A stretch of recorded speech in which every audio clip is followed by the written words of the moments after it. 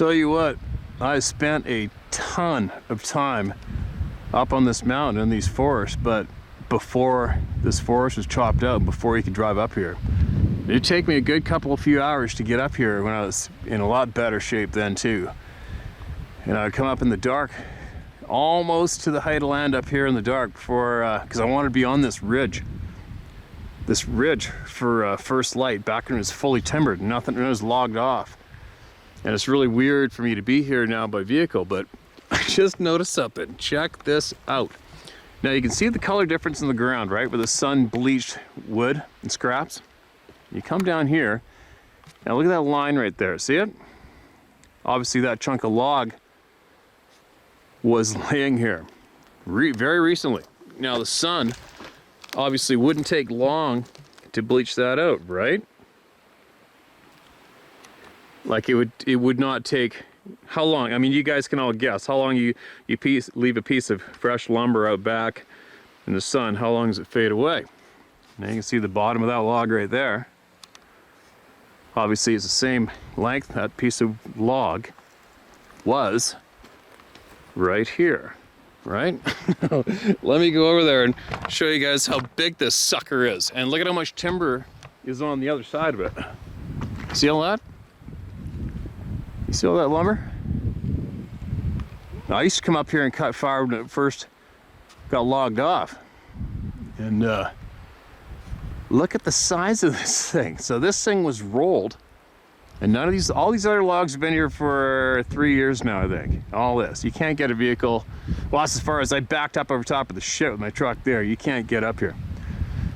Now, let me show you how big this chunk of wood is, right? No, I'm not saying a Sasquatch did it. I'm not saying what did it. But what I am saying is whatever did it was strong as hell.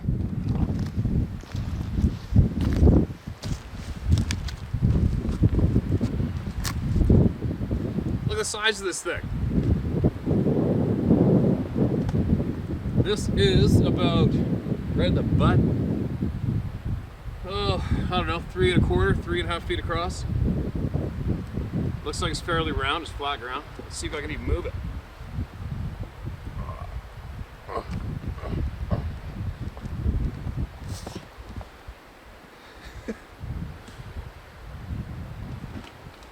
It took some power to roll that sumbitch over, didn't it? Who knows? Maybe a few people came up here and decided they needed to roll it 6 feet. I don't know. But you notice the little things, right? But I guarantee you one thing, that was this year, and the snow has only been gone for a very short time to be able to drive up here. Anyway, let's get on with it. I got some shares to do.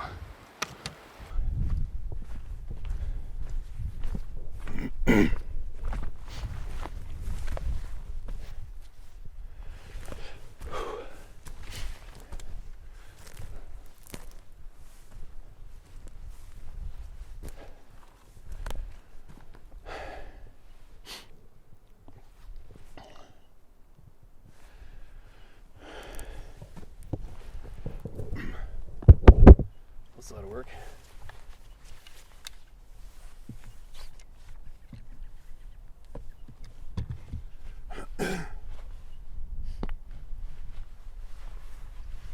Quite a ways up.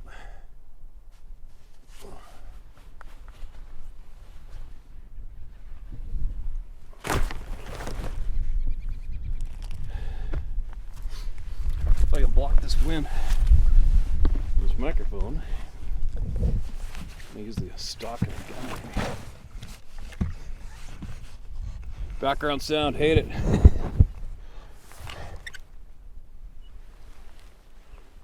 Oh, yeah, I can do it in the front there.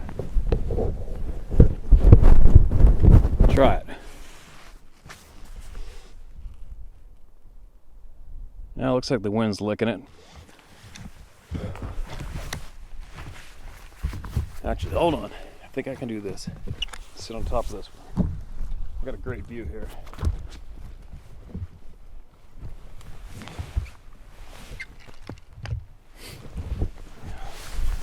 Stand my pack up. Alright, shelter from the wind, I believe. not for my voice. It's funny to get to the point that I'm at right now on this mountain years ago. I think this has only been logged now for about 3 or 4 years. This mountain that I'm on. And I used to have to, not have to, but I always wanted to. I was always trying to find out where this 1 or 2 monster bucks were coming from in the fall. I knew they migrated out of a couple different valleys, and I was really working this mountain for a long time, trying to find out where that trail was and where they're coming from. And that led me to climbing on top of this mountain from basically the bottom, because there wasn't any roads up here. It was all first growth big fir and cedar. I can see a bunch of it here yet. I'll swing the camera later on. And man, it was a hike to get up here. Holy cow. So it's in a way, it's kind of cool to be able to just drive most of the way up here by vehicle, but in another way it's sad too, because, well, it's gone forever, right? That kind of bums me out, but I understand how it works. It'll grow back many years from now. But anyway, let's see what we can get out shared up here. I'm going to spend the whole day in the mountains today. And I'm not just... Whenever I'm in the mountains, I'm doing something. I'm locating game, I'm keeping tabs on the numbers, I'm seeing what's going on out here. I'm looking for new areas, I'm setting trail cameras, making mineral licks, I'm doing all sorts of fun shit. And then, so that's why I prefer to share these emails from out here too, and give all of you a piece of the real world to look at. And in case you didn't know, I filmed this camera films in 4K, I believe. So there is settings on YouTube, you can set the quality of your screen. And the larger the screen, the more impressive all this background is going to be to your eyes for the visual. And then, yeah, so there you go. I probably got I always think of lots of stuff I'd like to mention and get people talking about or thinking about. And then as soon as I set up the camera, my eyes go off in the distance, my brain wanders, and all those previous thoughts that I had to drop on you guys usually shoot right over my head until I get home again. And then I remember again. And then I head out into the mountains and I forget again. Anyways, it might be warm and hot where you guys are, but a little bit of snow actually just fell out of the sky here a few minutes back. And I'm going to try my anti-mosquito toque today, in case they decides to absolutely try to murder me again. I hate the feel. I don't mind. I can deal with them, especially up north. The mosquitoes up north we've had to deal with for years is incredible. And but when I feel them going through my hat and pinging me in the top of the head, it is so annoying to me. I hate that feeling. I hate it. So I'm going to try a toque today. Wool cap, whatever you want to call it. I've got so many emails and they're just not stopping. It's not stopping. It won't stop. If this was a fad, you know, like just a fad and in thing to make up stories and email them in or talk about it, or you think you're going to be part of the cool club if you come up with some kind of experience, it would fade away real quick, right? But when something is very, very real, like these topics we're covering, it's not going to end. It's not even possible. It's real. You would have to annihilate and destroy all the realities for all these emails to stop coming in, wouldn't you think? But anyway, we're beyond that. I'm babbling a little bit. Let's get going with these emails. I'm wasting people's time who are waiting to be heard. And on that note, again, with the respect to all the people, I absolutely appreciate the numerous people who have mailed in support through the PayPal channel. I've been filling that tank full of gas. I've sent off cameras to get them replaced, bought new expensive audio recorder and SD cards. It's all getting used just for this, okay, to help support this channel. And my time's running out here, okay, you guys, because I have got to do a move. When am I moving? Beginning of July, I'm moving. And it's roughly 7 hours travel. And I alone I think I have 7 different trips back and forth to get moved. And once I get set up, oh, here's another note. Once I get set up at the new farm, I have a huge shop. I'm going to turn into an absolute man cave. And I'm going to build a deck in the corner. I'm going to build an actual studio in the corner of the man cave. Wrap it up in old weathered reclaimed wood paneling. And I have a pile of items that you guys would probably find possibly cool to see and look at that I've accumulated over the years from grizzly bears. I got a huge old grizzly bear. Skulls, artifacts. I'll get all sorts of crazy shit that not too many people normally see in their lifetime. And I'll have that studio filled with that. And we're going to put a big screen in there facing you guys in the camera. And we're going to start doing live conversations with people who deserve the attention and the audience to be heard. That doesn't include celebrities. Real people. We're going to get to the real bottom of many things. And we're going to become a very powerful force to be reckoned with. The round table of knowledge. And it's going to include every single human being that wants to be a member of it. So that's the plan. That's coming on the horizon. So I hope that explains why this time for me to be doing this often for you guys right now is going to be tapering out fairly quick. So that's why I'm going to take advantage of the next few days, try to get as much done as I can. Steve, love, agree, and support you 100%. When teaching someone how to put a puzzle together, we tell them to put the outside border pieces together first, and then to notice the big picture, color patterns of the puzzle. Then working on the pieces, it is common for someone to put more emphasis on the shape of the pieces and to focus on joining 2 or 3 by the shapes of the pieces, and often ignoring the color shades and blends. This may be affecting us with our puzzle of the different physical characteristics of our regional, quote, hairy men, end quote.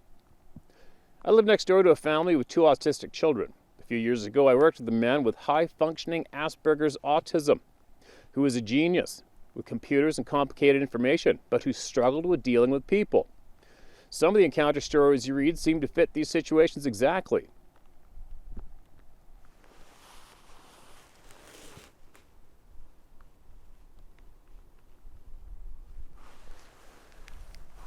Well, whatever that was. The 2 children next door want interaction with me and are very curious about what I do in my shop. They'll play very close to where I'm working, but if you speak or look at them, they will leave. But when I watch out of the corner of my eye, they're always watching me.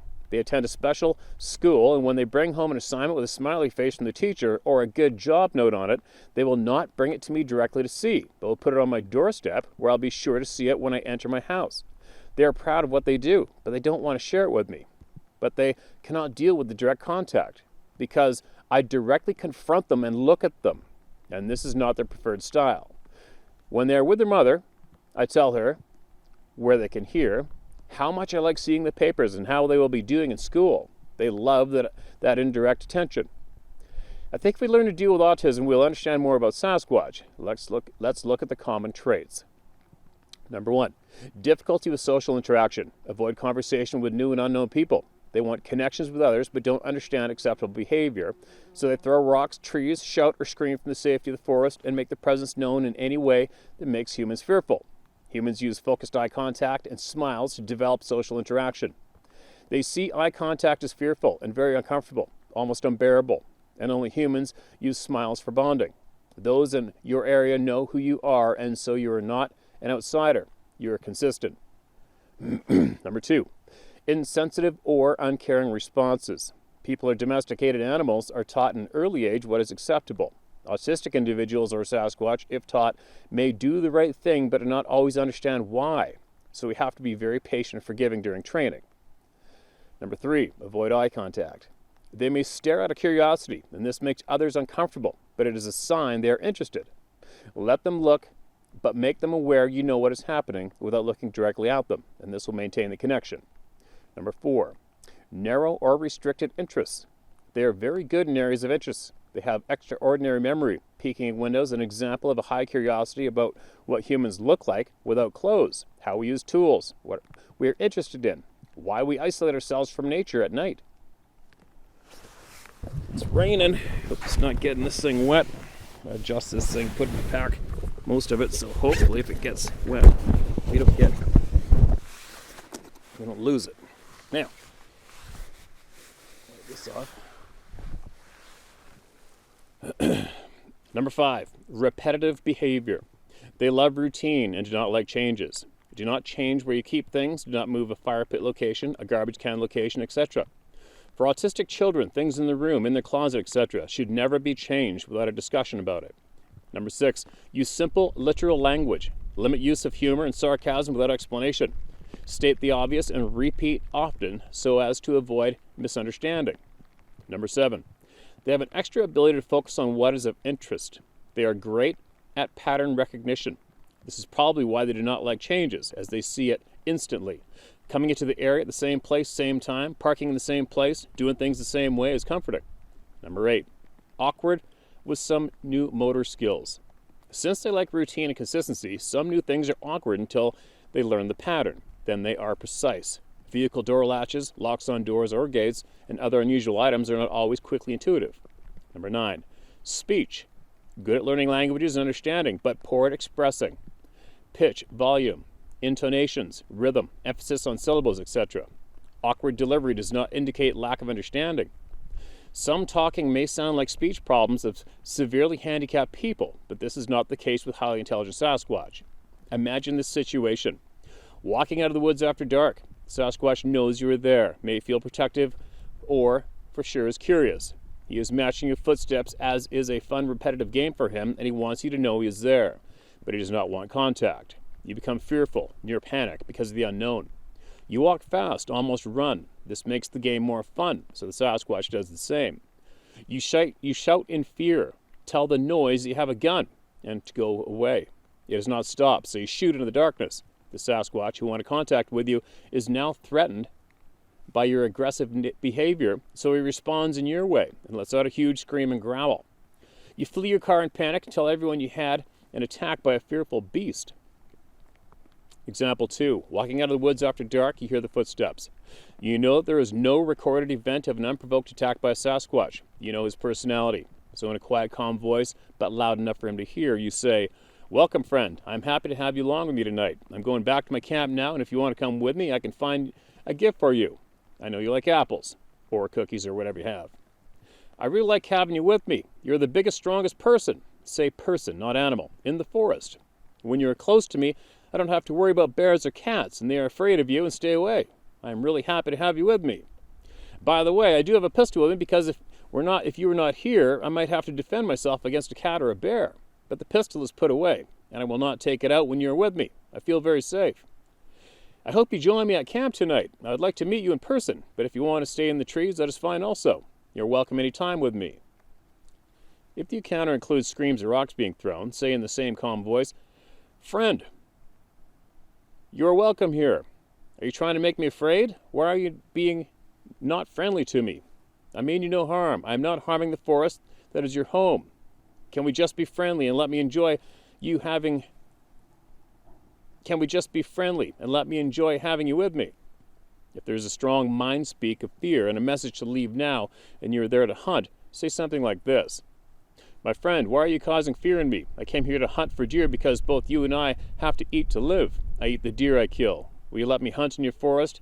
If I leave the insides of the deer, the heart, the liver, and the other parts, plus one of the front quarters here for you to enjoy also. Will you let me hunt in peace if I do this? I want to be your friend and have us help each other." Steve, I do not hear anyone trying this friendly approach. I see only stories of fear and adversarial conflict. We all understand the conflict pieces of the puzzle. Perhaps there are some mild pieces that can be used in dealing with an autistic type person. Thanks, bud. Well, that's definitely an interesting email and perspective at looking at what's going on, looking at these beings, right? I'm sure there's going to be many people who are going to absolutely agree with what you just shared with the round table of knowledge. Myself, I don't know. I don't know how do I feel about all that? I think for me, like I've stated in the past to everybody is, it's like me, I'm sitting on the stump right now. I can do a 360 in my view right now, and I can point out to where people have had experiences with these things all the way around me, in the distance or almost immediately close by. But my position with these things is, as an example right now, on the stump by myself. I know you're here, you know I'm here. I don't want nothing to do with your ass. Just stay away from me and leave me alone. That's it. And I personally don't really think too much about them directly while I'm right here with, say there's one out timber right there.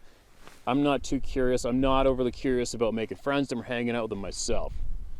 And I think I mentioned this many times in the past. What I am obviously curious about is, why are we not taught about them? Why is there more of an effort put up to keep them as a myth or a legend when they're very real? Why? And I also want to know why we're encouraged to not engage with them, both military and civilian alike. And I want to know who would be at the losing end if we had to, on average, right? What's going to come from that? Possibly too, as well, I'm curious about who kills them, why they kill them, and how.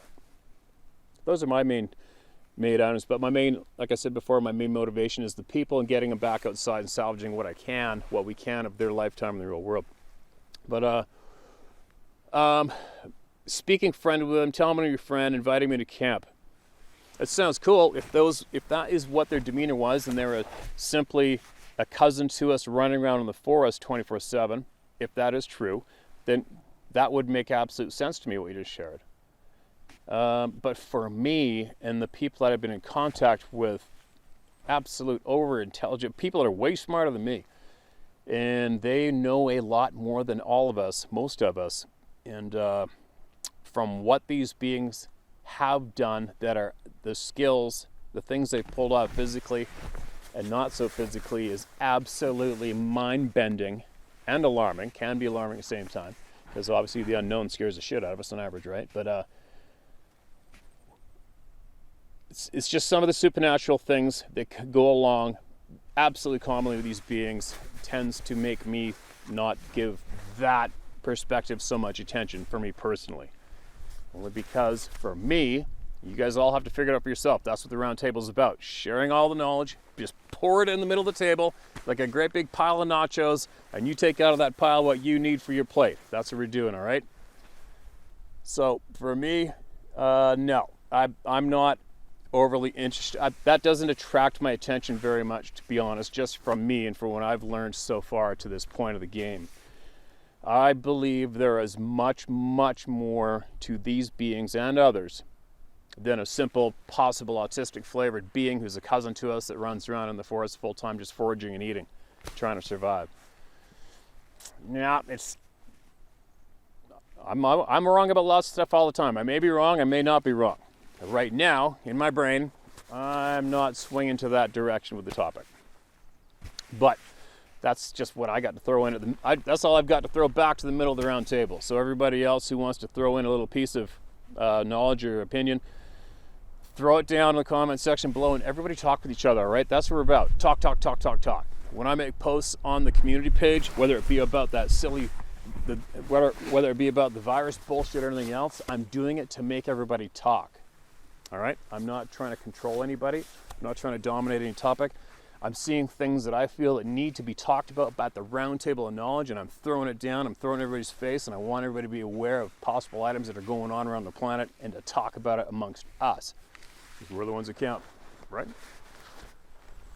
How's that for a spiel? How can you tell I just pounded back some food and a big coffee on the way today? What do we got? Let's keep her going. Enough of me talking. Mark it as red so I don't get in trouble from all of you.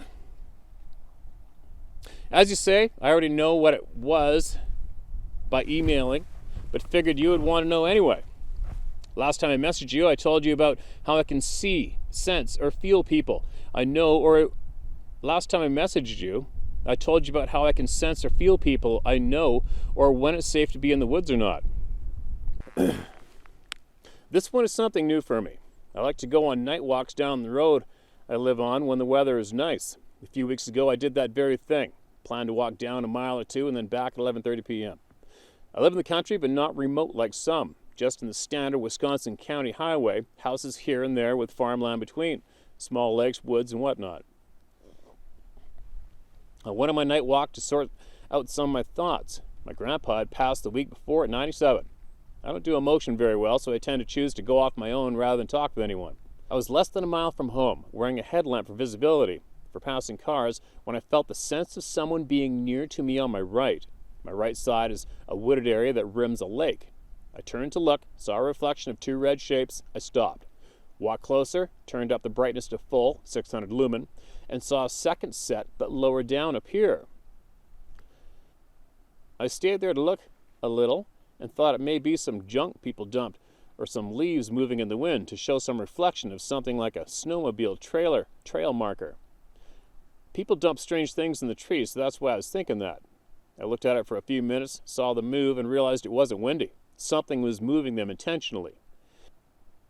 I didn't feel any projection of fear or anything, just that there was a slight curiosity at what I was doing. I said, "Oh, it's okay, I'm just going for a walk to enjoy the night." I kept on my walk and I heard some things fall and roll through the grass. The first one startled me a little, but I kept walking.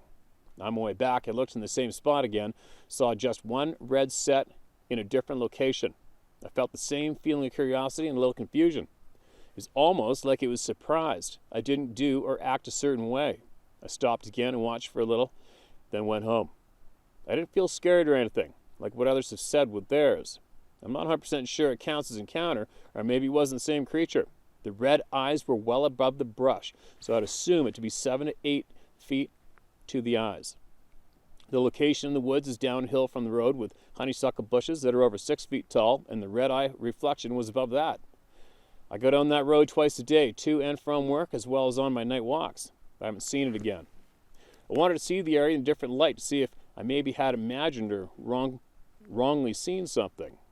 I could see nothing in that area that would reflect red when I got back in the daylight.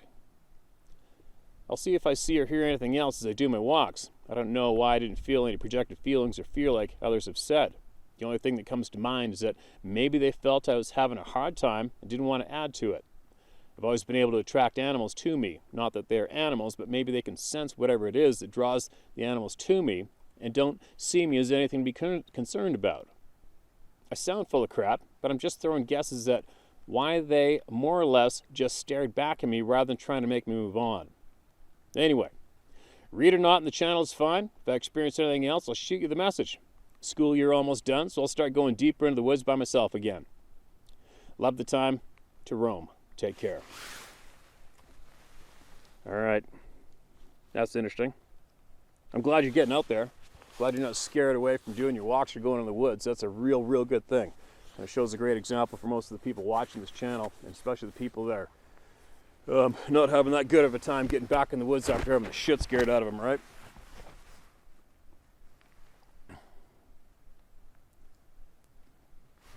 No bears yet. No bear droppings, but here, there's grizzlies here and blacks and black bears. What is it? It's May going on June, and this next month and a half, starting probably right about now, these bears are going to be rutting like crazy, and these big boars are going to be cruising all over the place looking for a chick. So, I'm by myself, no dog, no eyes behind me, so I have the trusty smoke pole with me in case of an emergency of any sort. All right, what do we got here? Here's another one.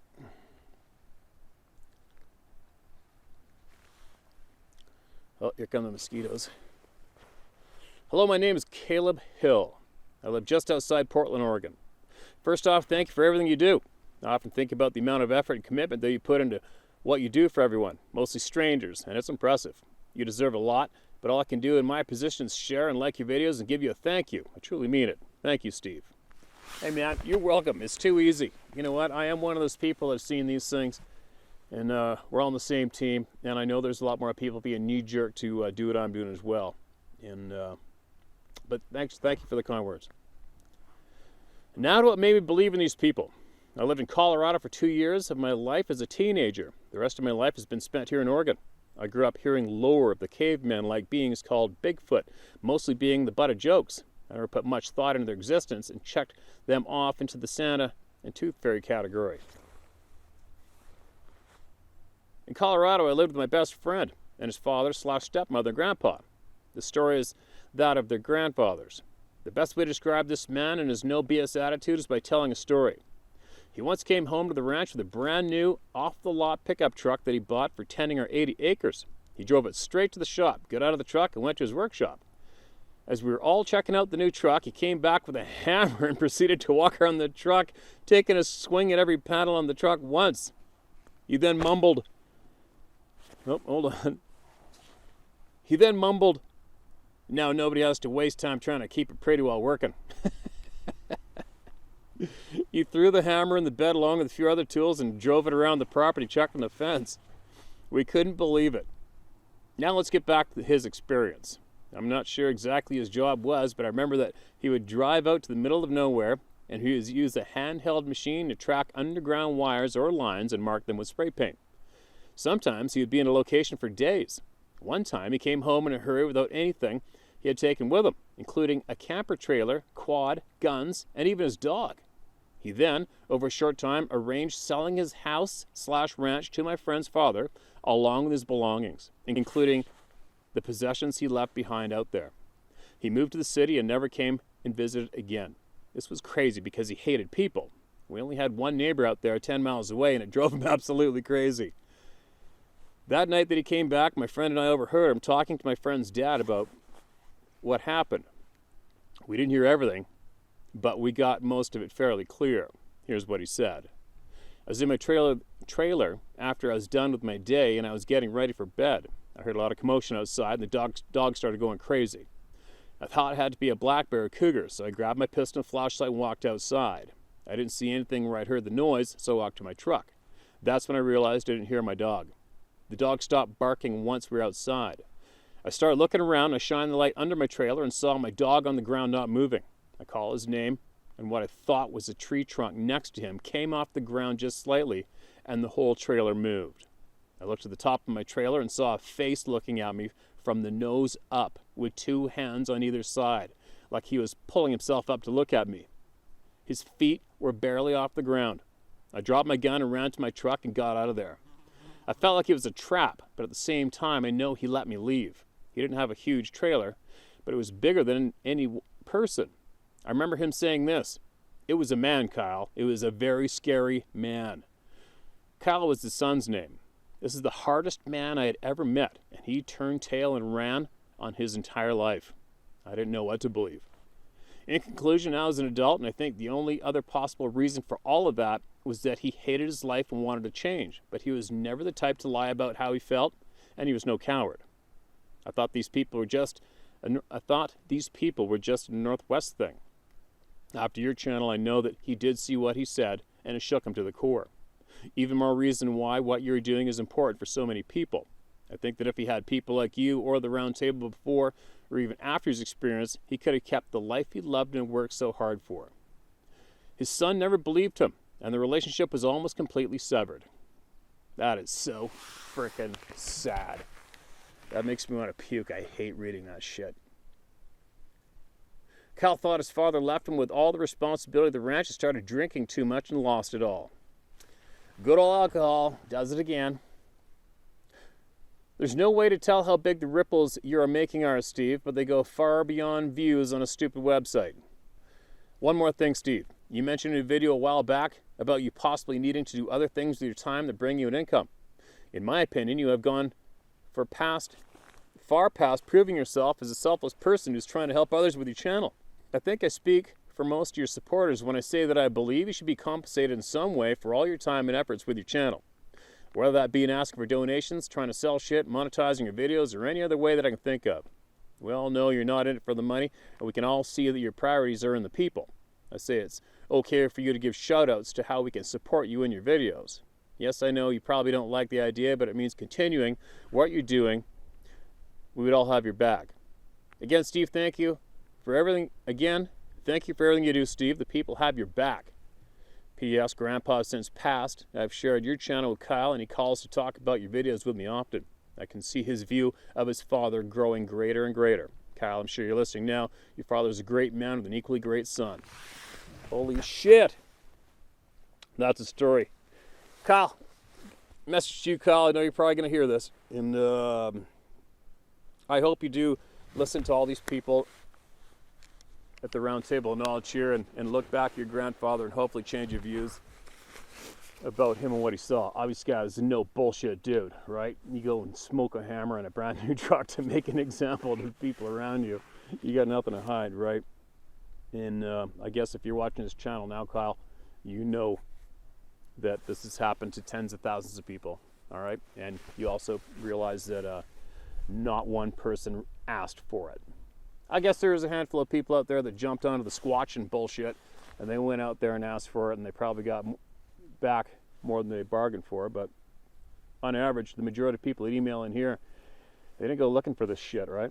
It's not their fault, but it is pretty sad. Same as my grandfather. He was terrified. He was scared to tell me what he saw. He was scared to tell the family. He wasn't going to tell me if I told him I didn't believe in these things. What a lonely place to be, right? Imagine being such a great man, such a great, confident, kick-ass, honest, true, gentle man of the world, and you go through life being scared shitless of ridicule from your community. It's not fair. I'm pretty confident we're turning it around, though. Aren't you? Don't you guys all think we're turning shit around? I know there's a lot of ego-driven people out there in this topic who started pages, started YouTube channels, podcasts, whatever. A lot of them sure hate me. But when some of the comments and actions have been forwarded to me and I read them, it's just an ego problem from what I can see mostly. I mean, how can you get mad at anyone for sharing dozens and dozens of emails word for word from the people? It's pretty amazing. But I guess I can guarantee you one thing: if I only had 50 followers, nobody would say shit, even though I'd still be doing the exact same thing and reading the same thing. It's only because there's over 7 million people a month listening, right? And they're not listening to those jealous people, I guarantee you that. Anyway, how did I get on that tangent? But anyway, I think I'm gonna move the camera and show you guys another angle. Maybe we'll get it on that timberline over there. I thought I saw a couple shadows in there. Not that I'm overly concerned about them, but I know you guys like to look at my backdrop and see if you can spot anything. Maybe we'll give that a go. And then, oh yeah, I guess I better address that thumbnail photo, huh? Where I said there was a message to my haters. Well, actually I don't have any message to any haters. I only did that out of fun to make sure the people that can't stand my voice actually force themselves to sit here and listen to the entire video from beginning to end. Like I said before, there's way more laughter going on in my lifetime than there isn't. All right? I'll talk to you shortly. Be safe out there. Email it in to the round table of knowledge, to the people. ShareMyStoryHowToHunt.com or TellMyStoryHowToHunt.com, and we'll get to it. We will get you shared and your words out to the people. You all count. Every single person counts here. Every single person is innocent until proven guilty. Take from these emails what you will or leave it. And if you blow an emotional gasket and hit this channel with rage, you need some serious counseling.